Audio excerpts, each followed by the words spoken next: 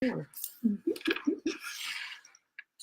that made me Full look heady. body. I know. You I got don't know full why body that pics is. over there on you. I know. I don't know why that is. It's better. It's over.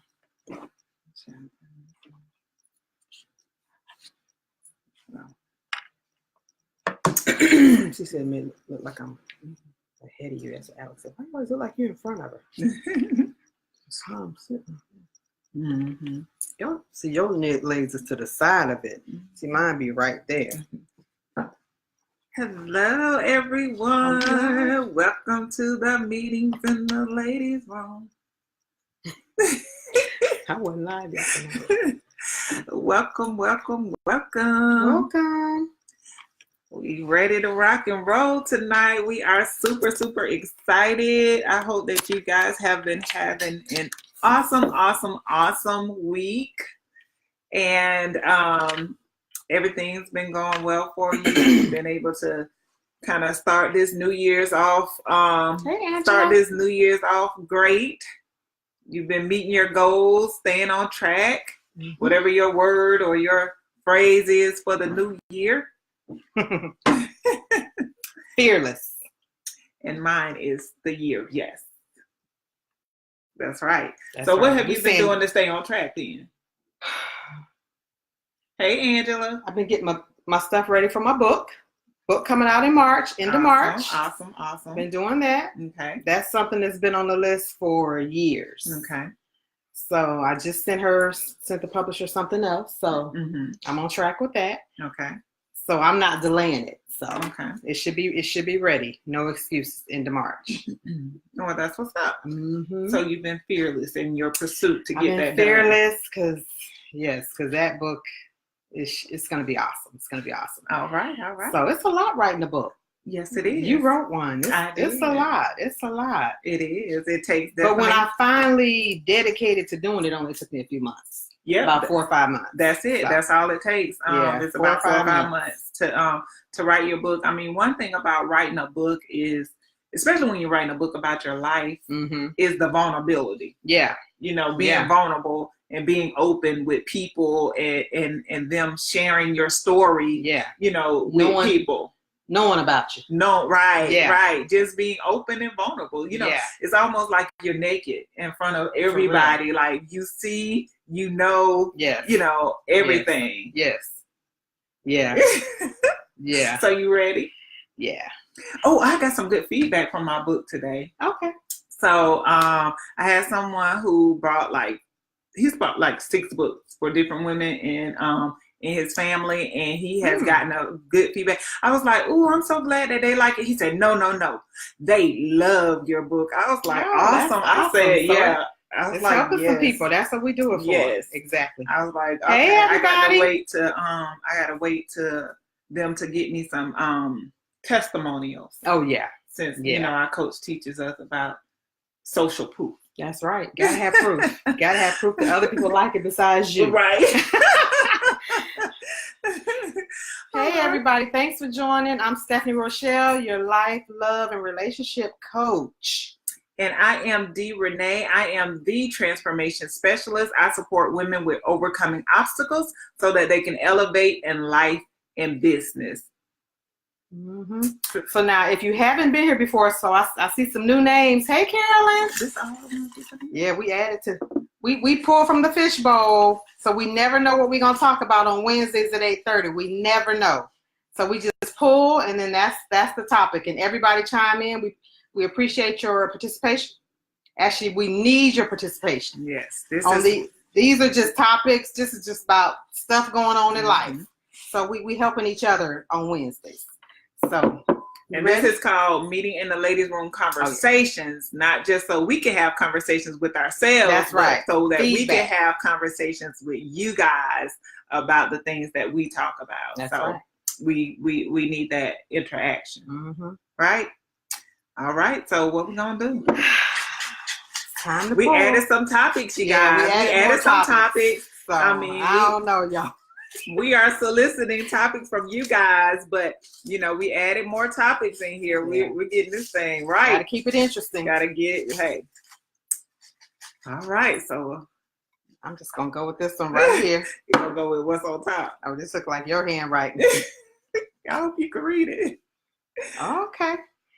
So tonight we kicking it off with how secrets hurt in the African American community. Trauma, down low, mental issues, etc. How secrets hurt in the African American community. American community. So we're gonna let the therapist kick that one off. Come on, therapist. So you guys, I mean, just a little bit about, what this topic is about.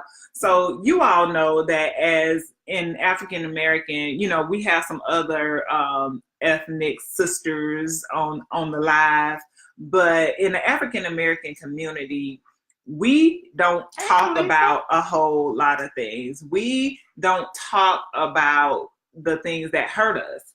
And in our families, we have been known to just keep things a secret in the African American community, regardless of who it hurts, regardless of who it affects. We have to keep it a secret. It's like, don't tell nobody the family business. Right. What goes on in this house stays in this house. So we have all of these kind of, hey, Monique, we have all of these kind of, rules that kind of govern the family, which makes it difficult for people when they are feeling differently.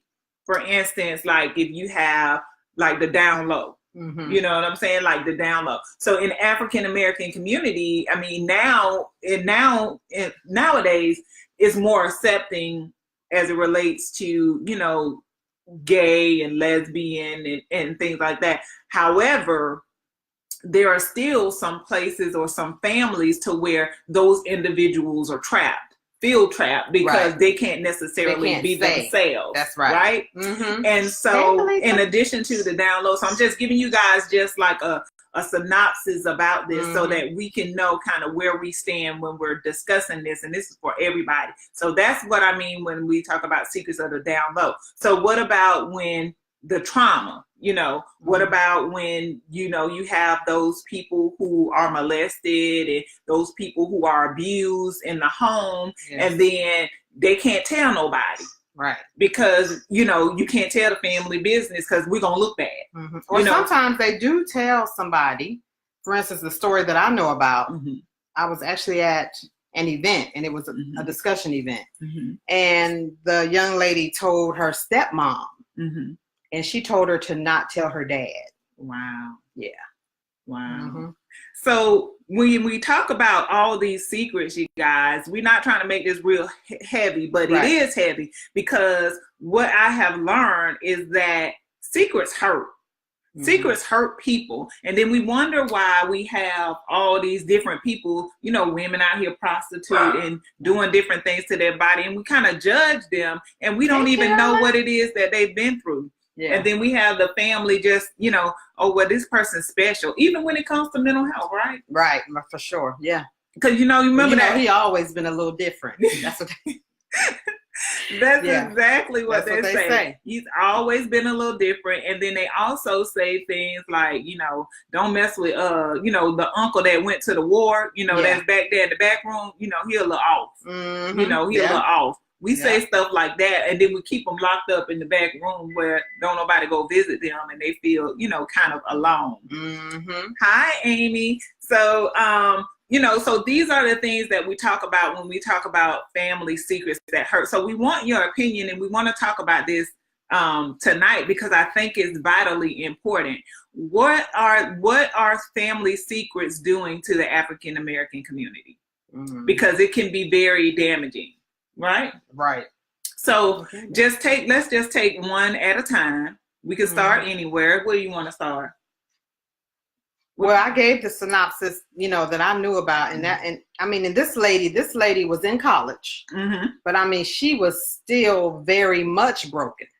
Very much broken. And she was in college, but at least she was talking about it. Right. At this discussion event that I was at. Right. And I told her that was key. Of course, I gave her a hug and some love, but to even just speak about it, because I mean, I hadn't experienced it, but she still able to share, and we all learn from it. So it's definitely happening.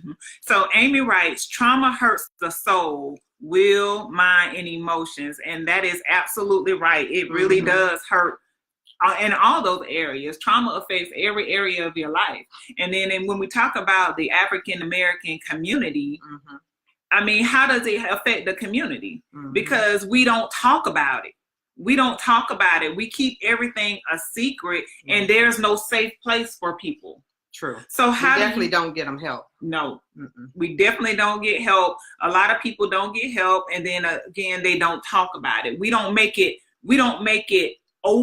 ourselves open enough, other than in therapy. Right. And then some people don't even, in the African American community, going to therapy is not even cool. Like you don't need that. Work it out. Right. Because you going to tell somebody else your business. Right. Why you going to tell somebody else your business? Y'all just need to figure it out. Pray, talk to the Lord. That's right. So how does these things hurt us? Because we have a lot of women who have been, abused. We have a lot of women who may have had, men too. Yeah, can't leave them out. But we have a lot of people in our community who have been bruised, and these are people who grow up to be adults that haven't necessarily dealt with their stuff. So what has been your experience in being able to deal with somebody who just kind of been broken? Yeah, because what can happen, you can end up in a relationship with this person, and they still have never really healed from it. And now you're in a relationship. So now you guys are having to deal with this, and you didn't even know about it. When you met him, you didn't even know it kind of came out, as you were in a relationship. And Amy writes, why don't we properly address postpartum depression? That's right. That's another one. You are absolutely right. I think we don't address issues. We don't address issues that we've been taught to just pray about. We don't address issues that we've been taught to just, y'all just talk it over and it'll be okay. Right. We don't address this tough stuff. You know what I'm saying? You're supposed to just be, I guess, invincible and just be able to just get over stuff. Right. Because we've been taught that we have to have this superwoman syndrome. Yeah. And we'll talk about that next day. I'm gonna put that in the in the bowl. In the fish bowl. In the fish bowl, because when you talk about superwoman syndrome, that's on a whole nother type of subject. But when you don't address the issues in our community, people hurt. And then you end up in these relationships and you trying to figure out, well, what the heck is going on? Well, and hurt people hurt people. Exactly. So how do you deal with that in a relationship? If we know that people come into our lives and then they their representatives are there, basically. Their representatives are there. So you're not going to necessarily see, the hurt and the pain and the brokenness that they may have experienced in the beginning. So how do you deal with that in a relationship? Anybody want to chime in? How you deal with it? Well, you're going to have to deal with it. You're going to have to. I know. For me, if I had to deal with that, I mean, if they shut down, that would be the problem. If they were willing to talk, and I would say, if you can't talk to me, then you got to go talk to somebody. I would be suggesting that. That's how I think I would handle it if I ever had to go through it. But what about the people that you're gonna help? Like the people who come to you for relationship, to help them get in a relationship, but they got all this. Oh, but they got traumas. Oh, then. It depends on what it is. Some things I can help you with, and some things, sometimes it's way past a life coach. And you got to know what that is. Some things is way past a life coach. And I'm not going to try to know because I don't want to have that on me. I want to make sure I'm going to offer advice and have them get some real help. Right. Sometimes you need more than a discussion. Sometimes you need medicine. Seriously. I definitely sometimes agree. You need medicine. I definitely agree. Me talking to you, me giving you tips and tricks, that may not be enough for certain situations. For some, it's for a lot of the times. Hey, Yolanda. A lot of the times it is, but basically, so what you're saying is basically that people need to heal before they try to get into a relationship. Oh, I definitely would say that. It's no different than going from out of one relationship into another one. You should heal first, otherwise you're taking all that stuff into the next relationship. So Definitely. I mean, and if I was their coach, that's what I would be letting them know. Mm-hmm. That's what we would be discussing. Mm-hmm. But we were talking about much heavier stuff. Mm-hmm. So how do you think those type of things affect African American communities? Only because a lot of times we're not taught to deal with that stuff. Right, and you're saying so you bring it into the relationship. Yeah, that's what I'm saying. And if it was my relationship, if it was my relationship, like I was saying in the beginning, then depending on what it was, mm-hmm. if it was too much for me, then they would have to go seek more help. Mm-hmm. I'd probably pass them over to you. Well, I think that, or they may need some medication. And definitely if they're in a relationship and they're trying to enter into a relationship and they're broken, I think it contributes to the African American community as it relates to, all these broken homes. You know what I'm saying? We have a lot of broken homes. We have a lot of broken homes in the African American community. And I think the past trauma and the secrets and all the things that goes along with that, I think has a lot to do with it. The broken homes? Mm-hmm. It could. Well, I know we don't talk. Mm-hmm. I know for me and my daughter, after I went through a divorce, I made sure we talked. Mm-hmm. Mm-hmm. Like don't hold stuff. Let's talk about it, mm-hmm. because I wanted her to grow up to be an individual who could communicate. Mm-hmm. And see, that's different because a lot of women don't get that. For instance, I know people who have been hurt mm-hmm. and abused and mm-hmm. things like that. And the person might even be the parent. Yeah. And they won't even admit that they wrong. They don't even want to talk about it. You know what I'm saying? So let's talk about it in that way. Yeah. Like we have older generations in our family that have taught us don't talk about it. Don't say nothing about it. Mm-hmm. Don't, I don't want to talk about it. Even though I wronged you, I can't talk to you about how I wronged you. I don't think that's fair. And that contributes to, people getting into situations that's not necessarily going to be in their best interest. Yeah, they could. Yeah. Because it just depends on how you internalize it. Mm-hmm. And a lot of times people seek bad behavior, mm-hmm. for sure. Mm-hmm. Yeah, I have seen that. And Monique says that's important. It is very much so important. You got to be able to talk about it. But like I said, I didn't allow Autumn to shut down. Mm-hmm. I didn't, because mm-hmm. I just wanted to be up on, mm-hmm. on top of it. So basically we need to start communicating better mm-hmm. in the community. We need to start being they got to have a safe place to communicate. You're right. They have to have a safe, so it wasn't like I allowed her to communicate and then I'm going to get mad at her. Then that's not a safe place to communicate. Mm-hmm. She was able to voice how she felt about things, mm-hmm. And everything. Mm-hmm. And there was no judgment, not getting mad. That was mm-hmm. how she felt. And she was allowed to feel how she felt. Okay.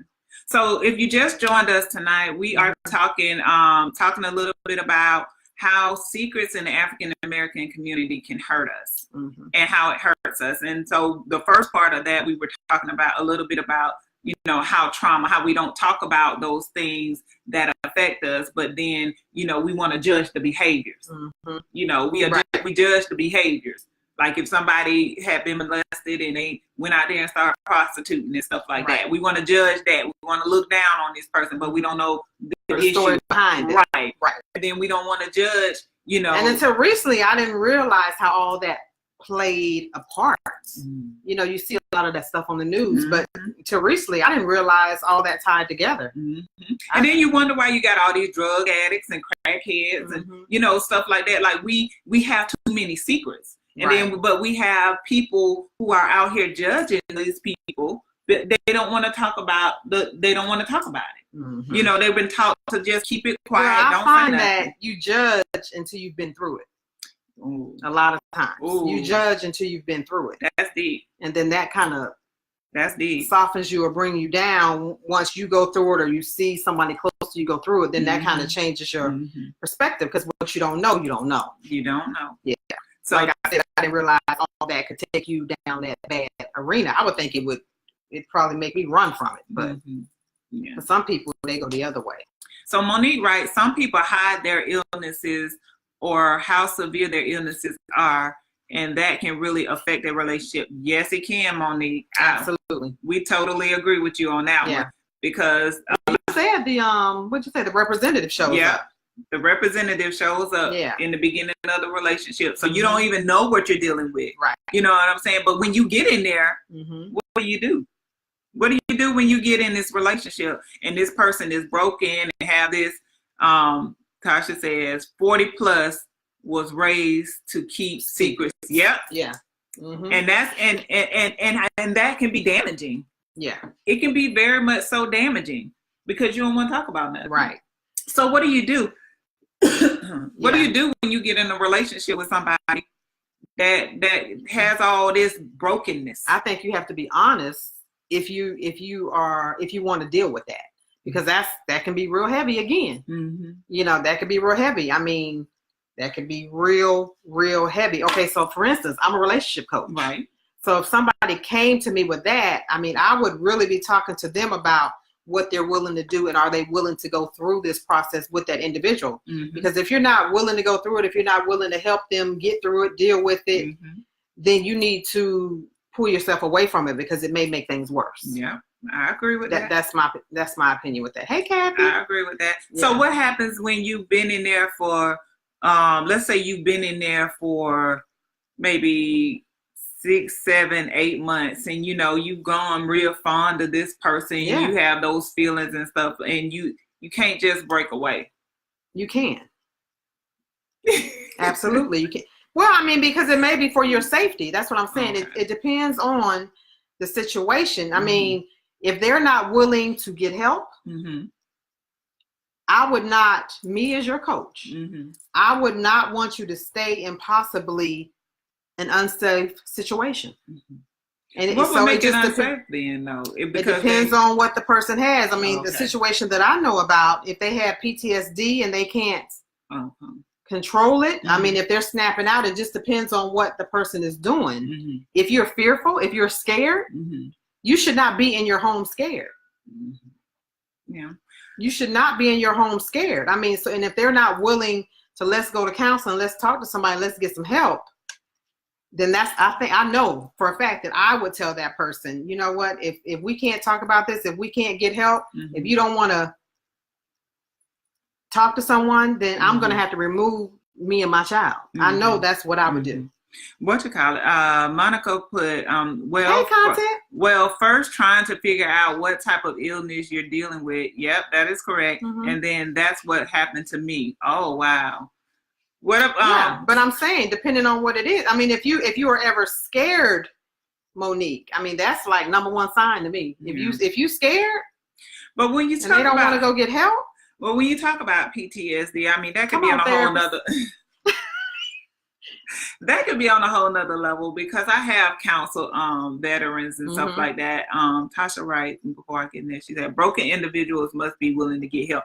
That is right, Tasha. They have to be willing to get help, but they have to first acknowledge that they're broken. Yes. You know, first you have to acknowledge that you're broken in order for you to even begin to even work on fixing it. Yes. But I mean, that's part of that discussion too. Even if they haven't acknowledged and certain things keep happening, you know, that I ended up being scared actually, then, you know, that's what I'm going to come to. Something has got to be wrong. You know, we have to go because initially you weren't like this. So I don't know, you know, what's causing this behavior. We would have to talk about, if you didn't want to seek help, I know for a fact, no, I would have to, because I would be scared. So guys, if you're just joining us, what we're talking about tonight is that African American, how secrets hurt in the African American communities, right? So we are providing value for you tonight. We want you to share, like, because something that we're sharing tonight is going to be able to help somebody. If it doesn't help you, it can help somebody. It's somebody dealing with it. Absolutely, it's somebody dealing with it, and they need to know that it's okay for them to, one, communicate about it, right? To talk about it, because for far too long we have been taught to just keep things secret in our community. So even if you can't find a friend to talk to, go to somebody, a therapist, go to somebody who deals with trauma or pain and brokenness to help you to overcome, or go to a life coach if you feel like, you know, you're still just having those little hang-ups after those things happen to you. But just get help, just talk to somebody to help you get through that, right? Yes. So but I can't be the only one talking to someone, seeing how to help this person, that person has to get help to make the situation better. Right. So, I mean, definitely as life coaches, we have to decide, you know, what you can and cannot deal with. Right. And then, you know, but the good thing about it is a person can receive coaching and therapy at the same time. Oh yeah. As long as they're getting both of it, you know, both of them at the same time. Yeah, because I think, for instance, if the gentleman and Monique is talking about her situation has an issue, she can learn ways to, you know, to kind of keep the issue down so that he doesn't get, you know, whatever happens, riled up or whatever he does, you know. So there's different things that can still be taught to the other person that doesn't have the situation if they want to stay. Right. But if they're not willing to do that, if they're too scared to stay, yes, I don't tell anybody to stay. Be safe. Yeah. I mean, like I was saying a little bit earlier, that when you're dealing with veterans and PTSD, or you're dealing with people who have PTSD from different traumatic situations, I mean, it can be very difficult, because I know with some of the veterans, just from, you know, providing therapy to some of them, is that, you know, they can't control some of the stuff that happens to them, like when they're asleep and stuff like that. Like stuff just happens, you know. And but that's what makes them really seek out help, because if they notice that, you know, it's being harmful to their wife, or if they notice that it's making their wife afraid of them or something like that, it should make them you know, most of them, that's why they show up. That's why they show up, because of that. And that's scary to them, because of course, you know, they don't want to hurt their spouses. They don't want to hurt, you know, whomever the person is that they're with at that sounds time. like someone that truly loves the person that they're with. And I'm going to just leave that right there. So let's talk about this in another way then, okay? What about the down low? How that help? What about the down low? The secrets of the down low? Yeah. What about, I mean, how does the down low affect the African American? So give me a scenario. Okay. So if my dad or my husband. Either or. Let's say, okay, because we know that in the African American community, it has been a stigma or a taboo. You can't say anything about that person being gay, or they can't openly be themselves. You know, nowadays it's becoming more acceptable, and, you know, people are coming out the closet more and being themselves more. That's what they want, and that's what they like. You know, they're doing that more. But previously, and as the older people, you know, as the people who, like Tasha said, in their 40s and stuff, what about those people who they had those tendencies, and, you know, he's just a little special. He's just a little touch. He, you know, this, that, and the third. She's just a little tomboy and all this other kind of stuff. So what about those individuals? So they grow up trying to do the right thing. So they marry a spouse, you know, girl marries a guy, guy marries a girl. Just to appease everybody. And just for the look. How you deal with that? Well, you know, it was on TV. You talking about the man? 911 had an episode like that. They did?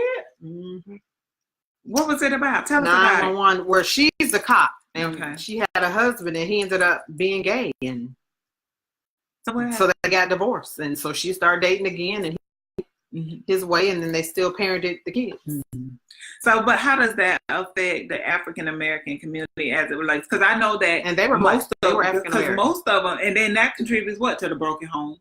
Yes, that contributes to broken homes, and it contributes to the rise in the population, especially here in Atlanta. It contributes to the rise of HIV and AIDS. Right. But let me say something about the broken home. You know, the broken home is horrible, but sometimes a lot of good comes out of the broken home. Okay, let's talk about it. From the next relationship. Okay. Because even though, you know, I ended up raising my daughter by myself, you know, I was a single parent. She got to learn two different types of men. Okay. So so when she got out there and got older and started dating, she saw, you know, different types of men, not a bad guy and a good guy. She saw maybe a fun guy, you know, maybe a family guy. She got to saw different types of men. Okay. So in that situation a bad, turned into a good. Right. So, I mean, it's okay, especially if the situation is, because it's not always good to stay. Right. Especially in a situation, especially in a situation that's not conducive and not loving and not caring, because you don't want the children to grow up watching. You can't stay just because you don't want the home to be broken. I didn't want my home to be broken, but it turned out to be better. Right. Right. So you don't stay for the kids? No, that's a negative.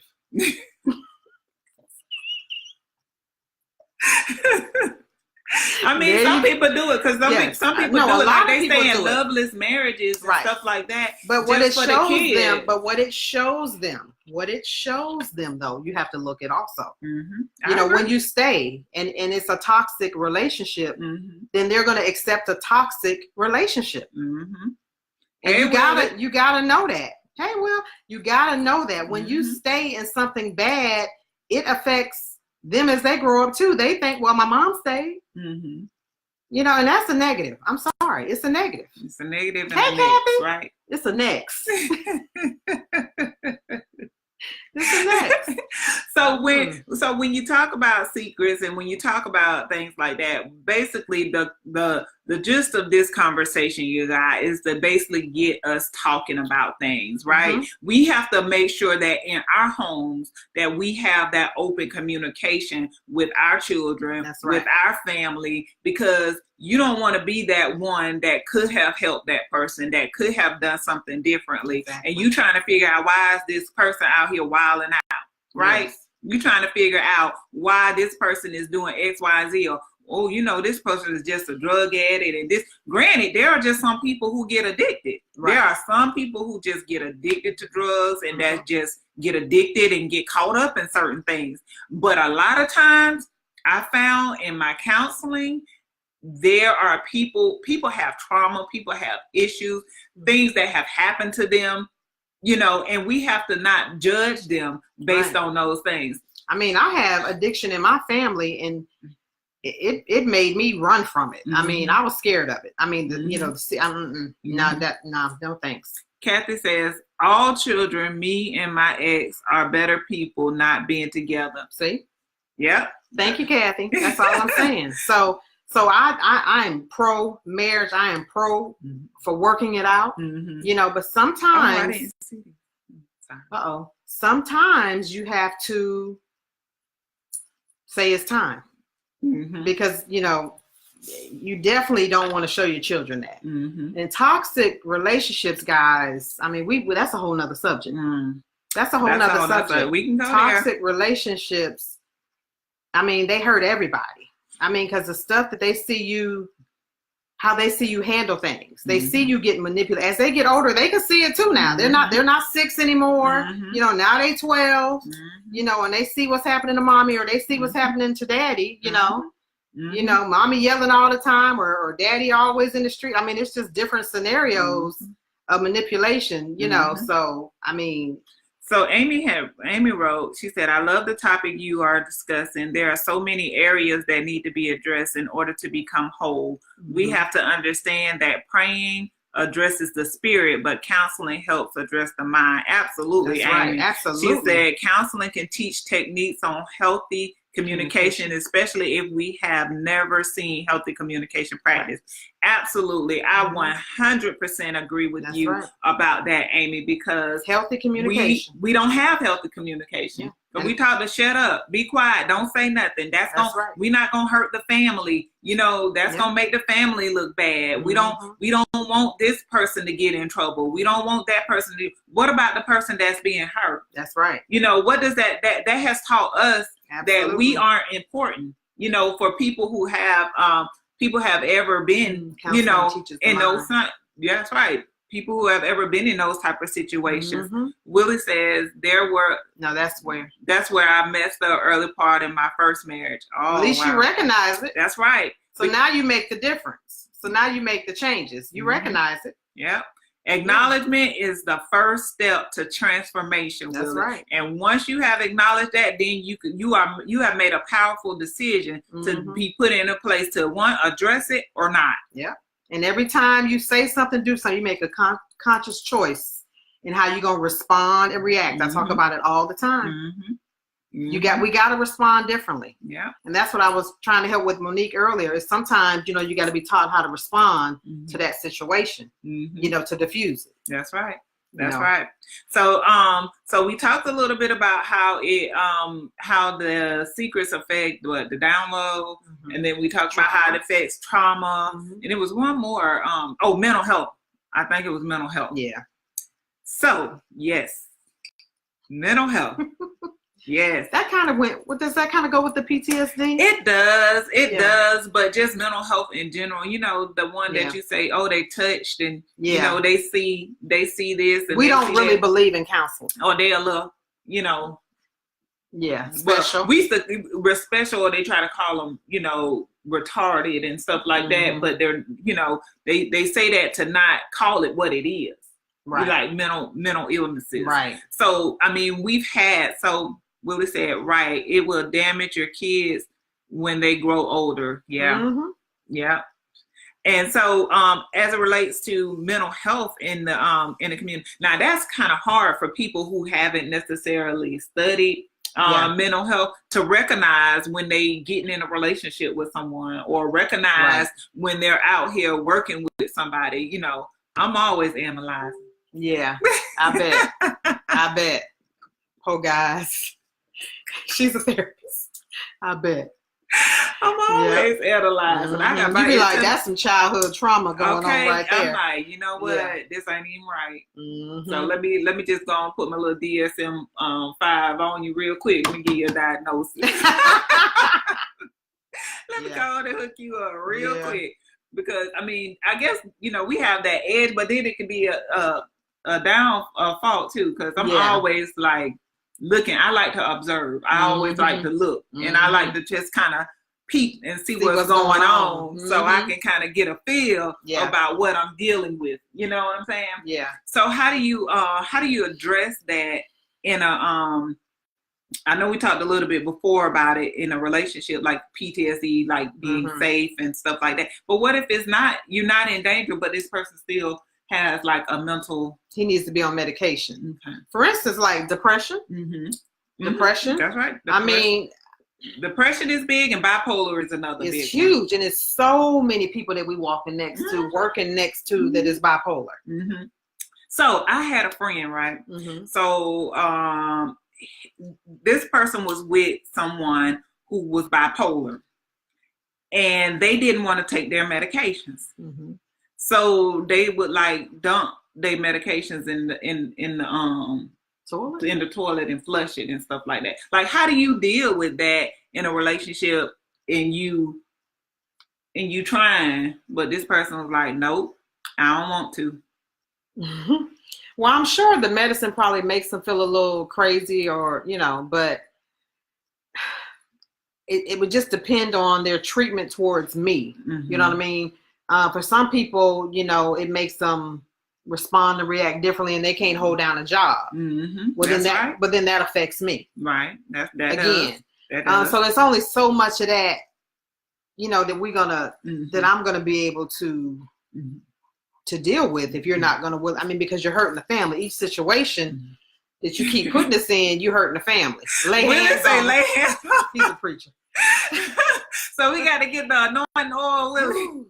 But sometimes when they sleep, let me listen, sometimes you need Jesus and a counselor, okay? Yeah. Like, you need Jesus and a counselor, and I think we miss that in the African American community. That we need more than prayer, and we need more than Jesus, but we need some therapy too. Yeah. We need both of those in order to make this a conducive situation that's going to be beneficial for everybody around. What did Monique say? She said, have you worked with someone who had multiple mental illnesses? Ooh, not multiple mental. Monique, I have worked with people who have been diagnosed with maybe about 3-4 different diagnoses, but that typically comes because they carry over one diagnosis to the next diagnosis, and they don't necessarily drop you know, something, let's say somebody may have been diagnosed with like ADHD or something like that when they were younger, you know, they continue to carry it over and carry it over. I mean, as long as they continue to exhibit those type of symptoms and they meet the criteria for the diagnosis, you can keep it there. Yeah. And then, but sometimes it can go into bipolar disorder, or sometimes it might look like something else different, you know, schizoaffective disorder, that's like schizophrenia and bipolar together. Yeah. Heavy. See, that's not a life coach stuff right there. That's a therapist coach. But I mean, but you dealing with, you like, you don't know who that's gonna be coming to see you. Right. You know what I'm saying? You're not gonna, I mean, unless you have that as an exclusionary criteria. No. I'm helping them. I'm not trying to be, my specialty is relationships. But one might sit in your relationship rehab specialist. One might fill out your application for you to help them get a relationship. And I'm going to start out helping them with their relationship. But if situations arise, then I'm going to have to recognize and, you know, and lend them over to a therapist because they're past me. So, because I can't even say the diagnosis that you just, when you put the two together. No, so that's not. Life coaches don't deal with that. You know, that's why Youngla doesn't take on everybody. But see, that's a whole different thing. I don't even want to talk about that. I don't think, I don't even, I'm gonna try. I'm gonna try to keep that comment to myself, but I might just end up saying it anyways. But Monique said on top of PTSD, yes. So I have worked with people who have like PTSD. They have been diagnosed with major depressive disorder. Some of them have PTSD and bipolar disorder. Some have anxiety disorders. Some have panic disorders. You know, different, several different things. It just kind of depends on what's going on with them at the time when they're assessed. And some people, they just carry it. And they have to come in and be honest too when they're talking to you. They got to be willing to share. Yeah. So if they don't share, then you can't really get to the proper diagnosis, or you're going to kind of pull it out of them with questions? Well, questions. We go through an assessment. We go through an assessment process, and you kind of get we talk about it in behavioral terms. What kind of, what are you doing here? And what does that look like when you do this? And, you know, what kind of going through your mind when you do that? Because people are not going to, some people, if they've been in the system, they know the terminology, but some people be like, I don't know. He probably does. You know, Monique is asking because she doesn't know. Oh, okay. That's why I asked the question that way. Oh, okay. Yeah. Okay. Yeah, and Willie said, my bad, but how about those New Orleans Saints? Really, Willie? Really? I'm hoping y'all pull it out. We'll see. The Rams is tough though. The Rams is tough. And Monique said, what about multiple personalities? Ooh. See? Now, look. See what I'm saying? Life coach, no. Relationship rehab specialist. If I had someone come to my coaching program with multiple personality disorders, I wouldn't be able to help them in that capacity. They need medication. They would have to, you can't really medicate a personality disorder. You can't medicate a personality disorder. Like antisocial personality disorders are those people who just don't care about nothing, have no remorse about anything. Those people that can just kill you and don't even think twice about it. You know, like, and they that type of person. And then you have the borderline personality disorders. They're not like those. People who have exhibit borderline personality disorder traits and things like that.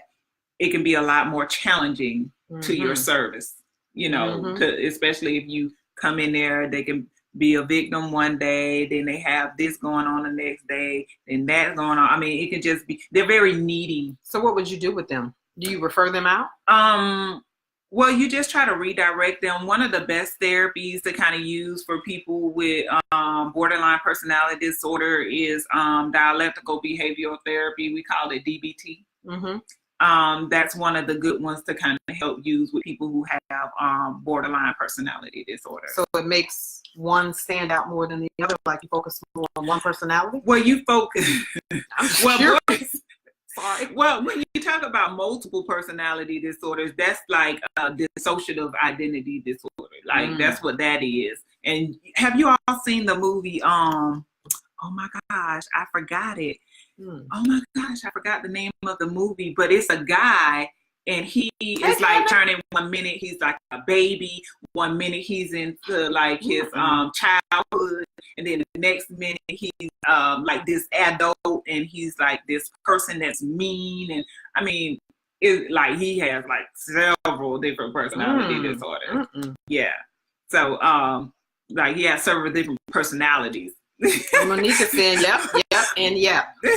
Monique said, child, I'll be confused. Yeah, see, that's why I was asking the questions to you, because I was trying to see, you know, so she could see. Yeah. So, yeah, that's right. I want to see it. I forgot the name of the movie, Monique. I am going to think about it. I'm going to think really hard about that movie. But he had locked this lady in a basement or something like that, and it was just really like it was something to see. It was definitely something to see. I have to think about the movie, or I'll have to ask one of my colleagues what's the name. Split. Yep, that's it, Monique. That's it. It's called Split. That's right. Yeah, that's something to see though. It's definitely something to see. So, you guys, we're going to move on to another subject. Yeah, that one got a little heavy today. That's our first heavy. It's dangerous. Yes, it is dangerous, Willie. Split. That's right, Monique. That's the name of the movie. So, you have to take a look at it. What we got? What's our next topic? The next topic is old school versus new school marriages. Ooh. Okay, so we're gonna before we get started with it, you guys. So if we are providing you guys with value, we want you to heart it up, like it up, share. You know, sharing is caring. It's free to share. Don't cost you a thing to share this information. So we about to move into another topic that's about to be old school versus new school marriages. Woo. Like the way they did it back in the day versus now. Is what we're talking about. Old school versus new school. Well, I know for me, old school versus new school, one of the things was the men could do whatever in old school marriages versus the new school. You know, we don't have to stay. We're not having that. Yes, Brianna, it's called Split. I'm sorry, I didn't stroll down, but you put that on there. Yes, right. That movie is called Split.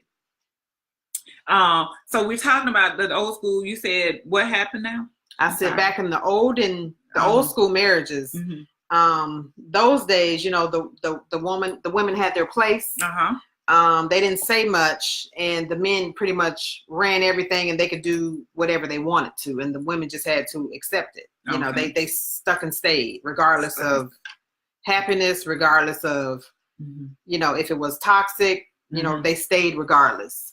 Today, you know, I don't think we're even working on it. Sometimes today we just out. You know, and I don't. I believe in definitely working on things. I mean, nobody is perfect, so it takes work on a daily basis. Actually, work on a daily basis to stay married today. Right. But it starts with choosing wisely. You know, use the best you can. Right. You know, because sometimes you miss it, right. You know, but I tried to make a good decision when I was out here again, choosing. Okay. So, I mean, I definitely agree with you. Some of those characteristics that they had back, well, not characteristics, but those values, right? You know, those values that they had grown, long time ago about family, about relationship. And I think some of that stuff came from, you know, the fact that slavery, you know, slavery was in back then. So people's families were being split up, marriages was being split up, men was being sold away, they were being torn apart and things like that because of the history. Gotcha. You know what I'm saying?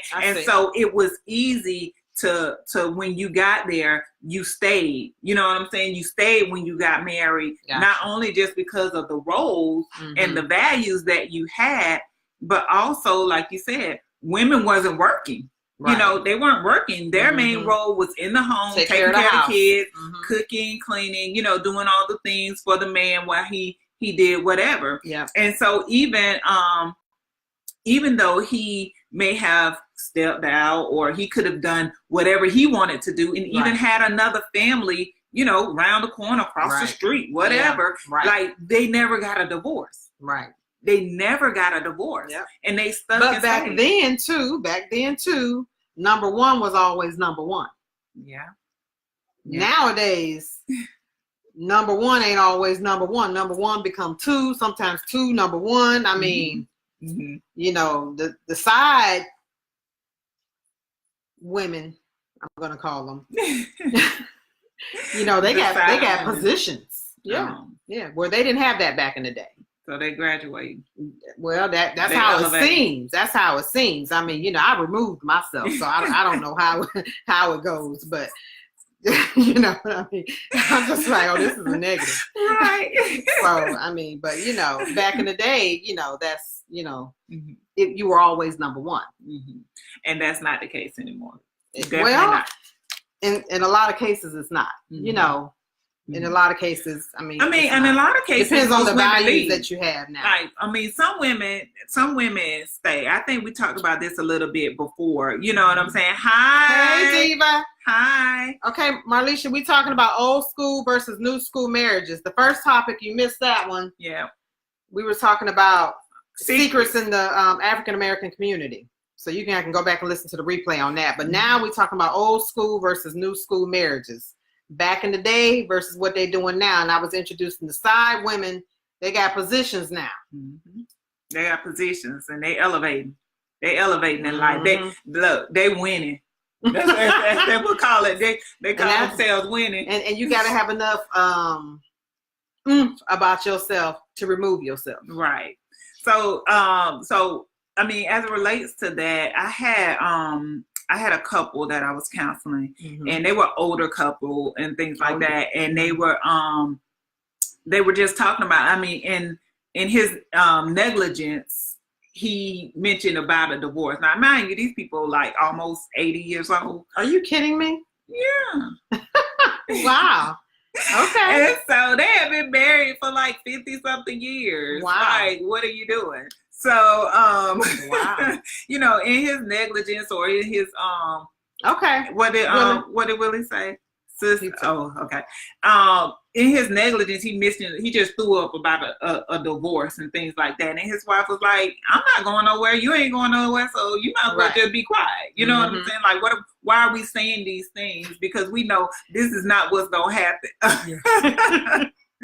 We know this not about to happen, So, but the bottom line is, like, women back then, we stayed no matter what. And now I think that because, one, we got education. Yes.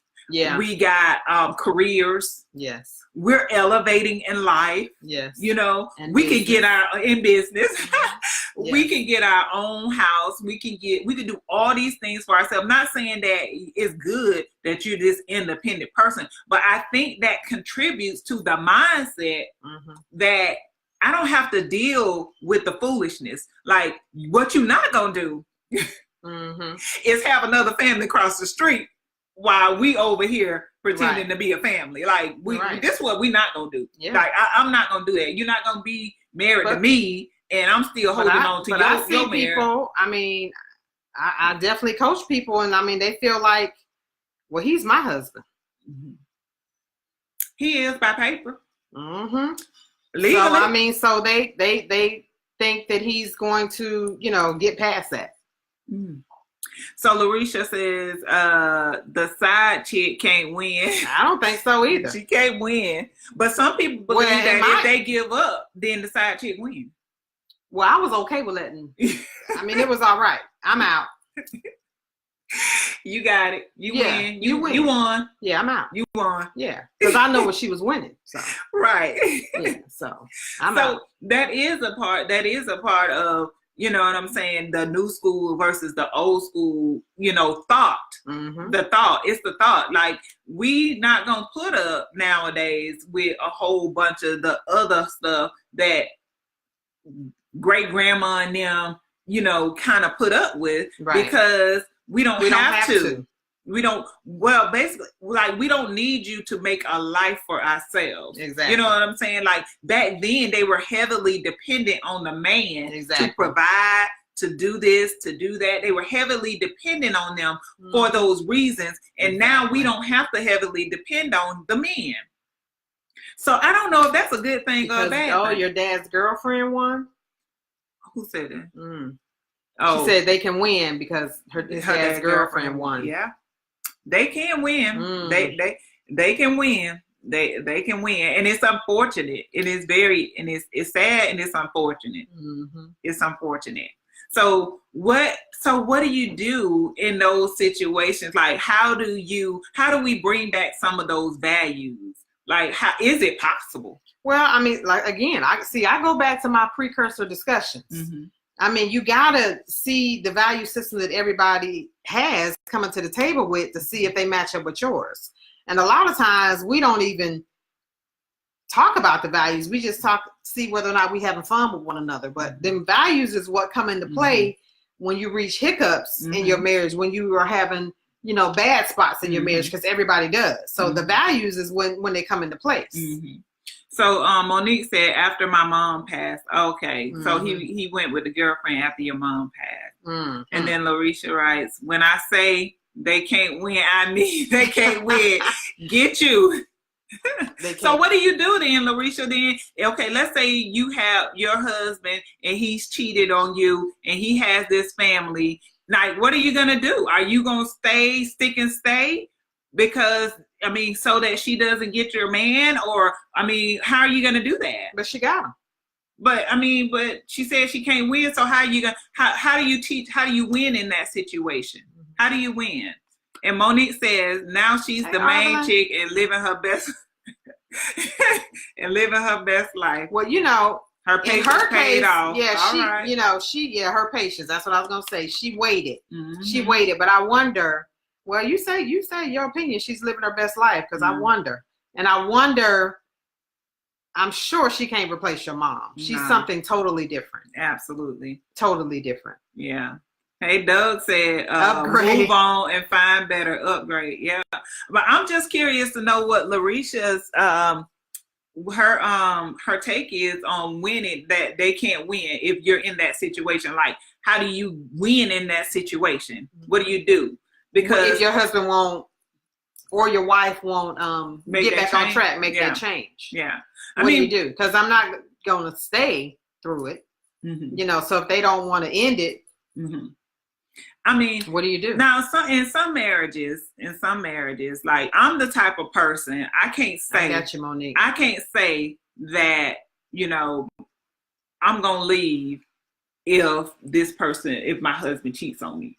I can't say that's going to be my first reaction. Okay. I can't say that. You know what I'm saying? But I haven't been in that situation. You know what I'm saying? To where I've been married and that has happened to me, and God forbid when I get married that I don't want that to happen. Right. Nobody wants it to happen, but I mean, Alex and I are discussing it. It's both. It's a deal breaker for us. It's a deal breaker. The house, cars, lifestyle, family. Every man is not yours. Oh, that's what she means. Oh, Larisha says they may get the man, but you still keep your. Absolutely. Now we on the same page. Yeah. Yes, absolutely. Yeah, every man is not yours. That is correct. That's right. That is correct. Apparently, he wasn't.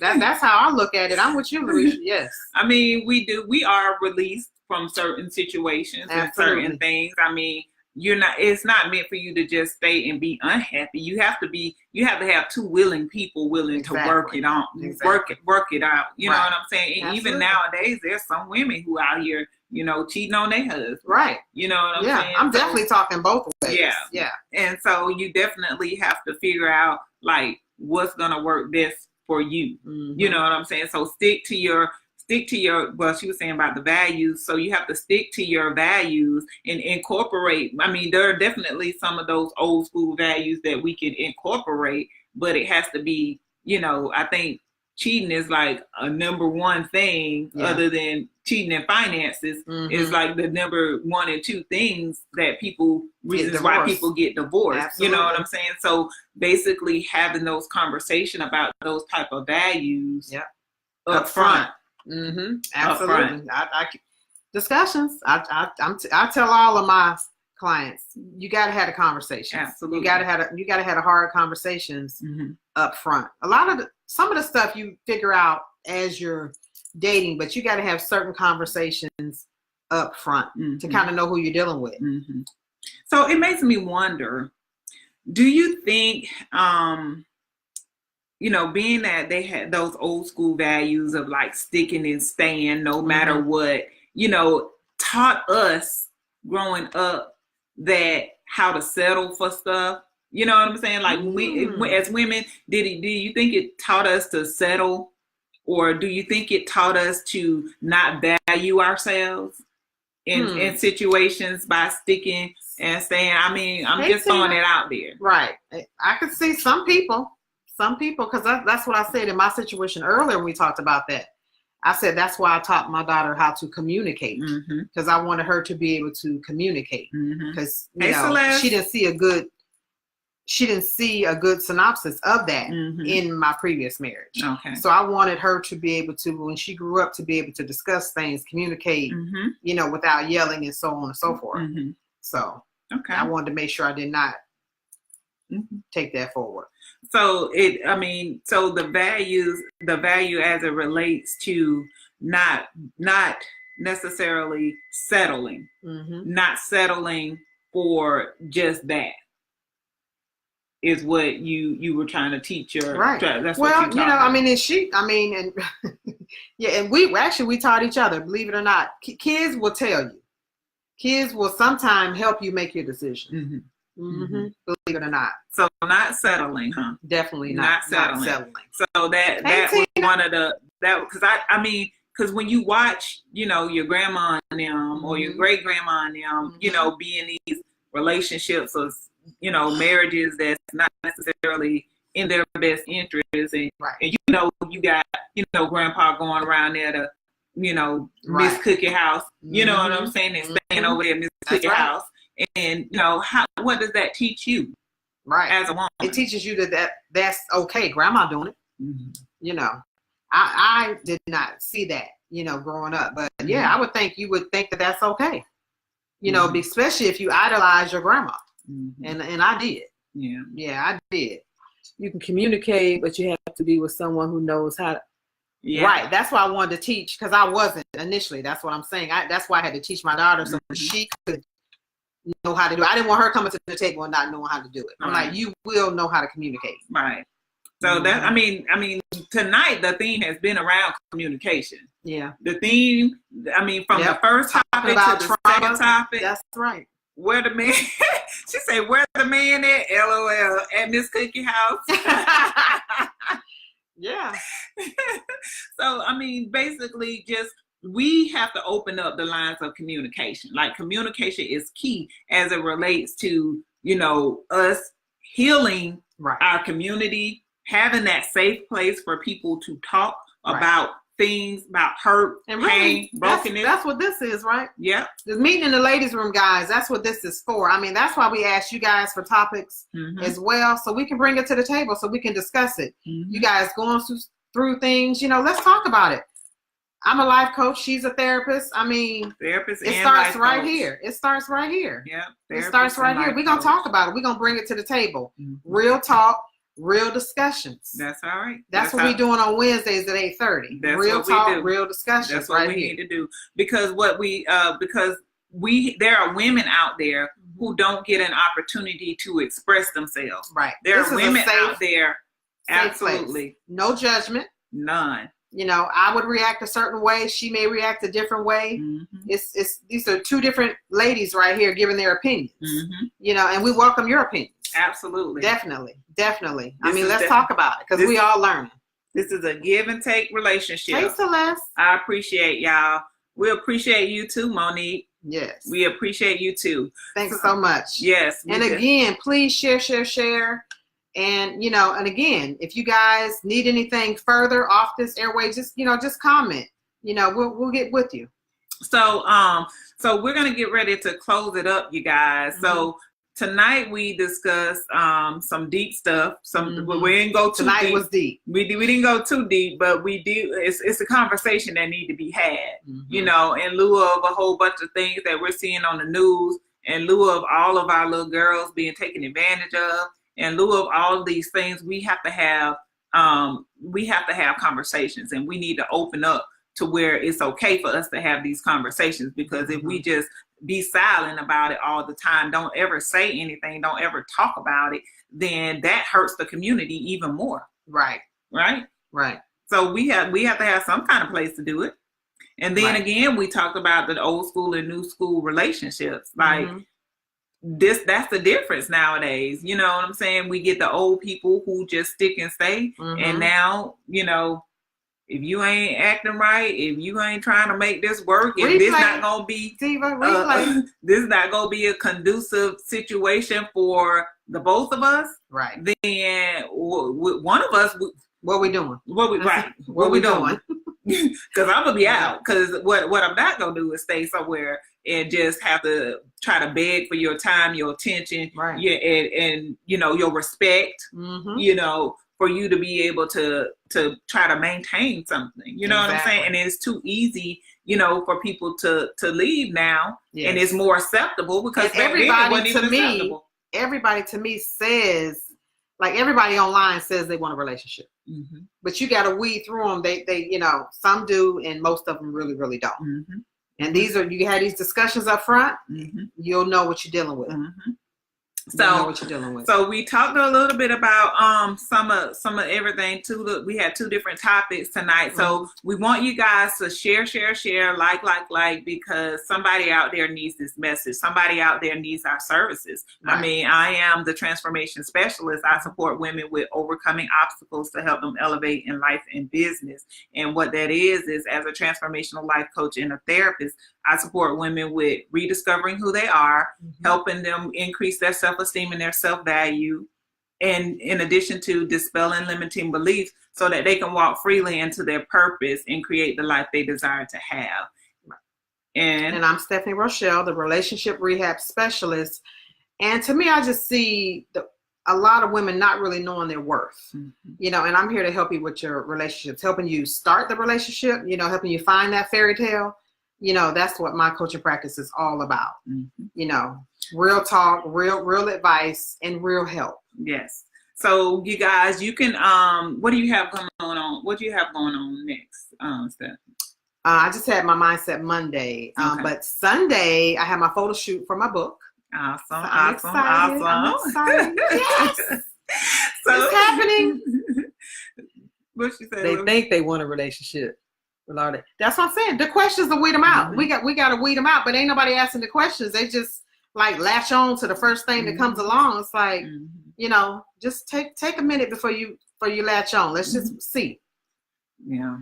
I mean, you think you want a relationship till you got to go through a relationship all the foolishness. Is and work. You're like, you know what? I'm tired. I don't want to deal with going through the weeding out process. I'm tired. I'm just sit back and be on a dating hiatus. That's right, Monique. I'm excited.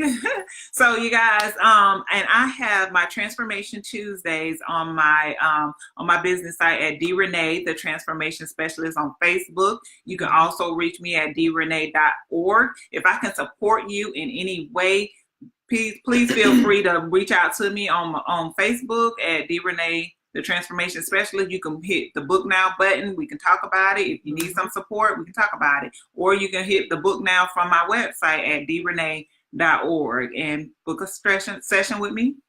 And let's see what we can do to kind of help you get through. All you gotta do is click the book now. I have the Facebook as well. And I also have a business Facebook, but I just always do it from here because everybody don't have to jump over back and forth. But my Facebook business page is Stephanie Rochelle Consulting, or you can just put Relationship Rehab Specialist and I'll pop up that way as well. And my website is relationshiprehabspecialist.com. That's where you can book a strategy session there as well. So, and then join us back here next Wednesday, you guys, at same time at 8:30 for the Meeting in Ladies Room. So we have more topics in our fishbowl. Yeah. And again, if you want to talk about anything, just put it in the comment box. We'll Mhm. add it to the fishbowl. We shake it up. Mhm. We never know what we're going to talk about on Wednesdays. That's it. So that's what popped out today. So that's what it was. That's right. And so and also hashtag replay. If you watch us back on the replay, you can still post your questions and your comments, even in the replay, and we'll follow up with you guys. Yep. Thanks for joining. Thank you. It's been great. Thank you for everybody who participated. You all have a great and wonderful weekend and enjoy the rest of your week. See you Monday, Mindset Monday. Okay. You want to end this video, you be able to choose if you want to save it or delete. Okay.